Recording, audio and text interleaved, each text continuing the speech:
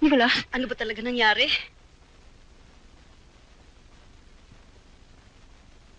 Nicolas? Nicolas? Ano ba talaga nangyari? May sakit ito eh. Baka inatake, may epilepsy ito eh. Sabi ko na kasi wag maglalaro doon. Tigas ng ulo eh. Nicolas! Nicolas!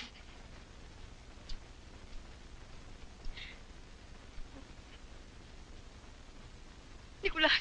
Nicolas! Nicolas!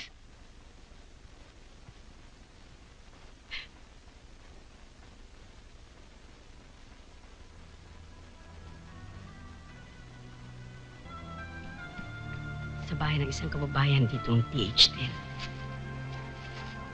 O sige, Flor, sasama ako. Pero sunduin mo ako, ha? Ay, naku, dito na lang ulit tayo magkita. Dito sa Lucky Plaza. Eh kasi baka mawala ako. Alam mo naman, bihira ako makalabas dahil sa higpit ng amo ko. Talaga? Putangin ng Wong Singkyong yan. Akala mo, lagi akong tatakas. Lagi akong kinukulong. Mabait siyang tao. Laging nag-aalok ng tulong. Pero hindi malakas ang loob.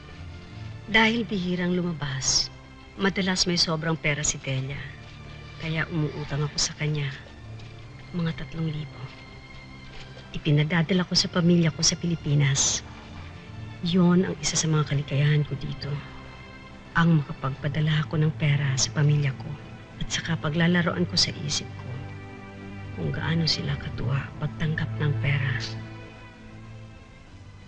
Uuwi ako ng Pilipinas next week. May gusto kayo padala? Ay, oo. Mga lumang gamit. Sapatos, shoulder bag, mga lumang damit. Bakit naman puro luma? Ba't di ka pa bumili ng bago? Eh, gusto ko nga sana magpadala ng video cassette recorder. Kaya lang, hindi pa ako mabigyan ng amo ko ng advance. At saka, nakatanggap ako ng sulat mula kay Russell. Kailangan daw nila magkakapatid ng pang-enroll. Mahal na mahal mo talaga ang mga anak mo, no? Ay, oo, grabe. Sana makilala mo rin sila balang araw. Noong May 4, ay pinuntahan ko si Delia.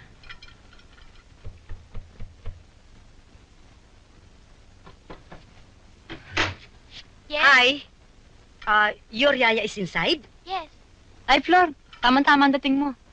Hoy, Delia, hindi na ako magtatagal. Baka kagalitan ka ng amo mo. Ay, hindi, okay lang. Alam naman nilang darating ka eh. Ganun ba? Sabi ko, may papadala ka sa akin sa Pilipinas bukas pag uwi ko.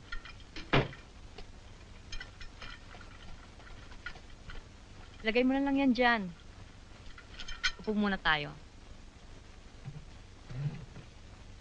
Mabuti ka pa makakauwi. Makikita mo ang mga anak mo. Ako hindi ako makakaalis. Mga anak ang amo ko eh. Nag-iisip nga ako lumipat ng ibang amo eh. Hindi ko na matatagalan ng higpit ng mga amo ko dito. Kaya lang, paano ako makakahanap ng ibang malilipatan? Bihira ako lumabas.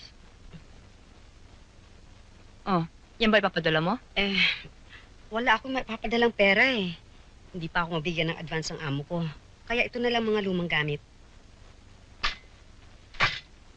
Patutuwa na rin ng mga anak mo niyan. Ang importante, may padala ka. O ikaw, ano gusto mo iuwi ko sa'yo dito mula sa Pilipinas? Naku, wag na.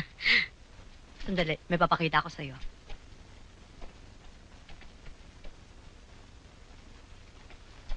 Ito mga pasalubong ko eh.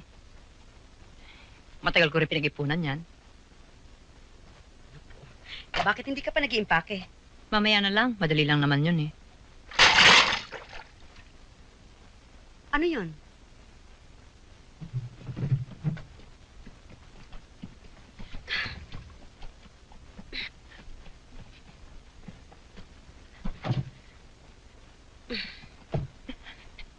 Nicolas, Ano ba talaga nangyari?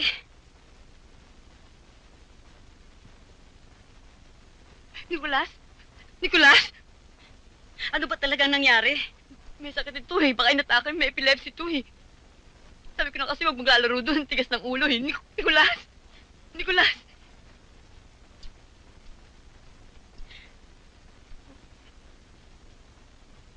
Nicolas! Nicolas! Nicolas!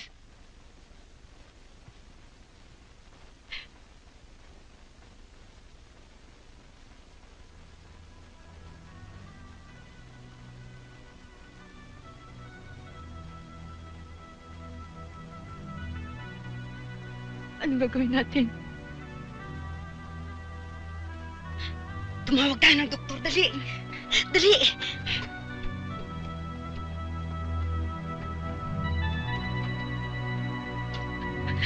Wag. Iwan mo na lang ako dito. Ano? Kasi baka madami ka pa, hindi mo kilala amo ko.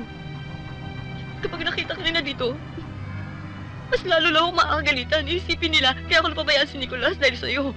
Mas maniniwala sila kung wala akong kasalanan kapag wala ka dito. Oo, sigurado ako. Sige na. Hindi.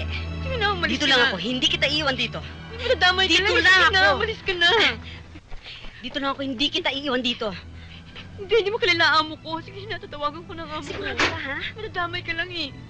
O sige, mag-ingat ka. Sige.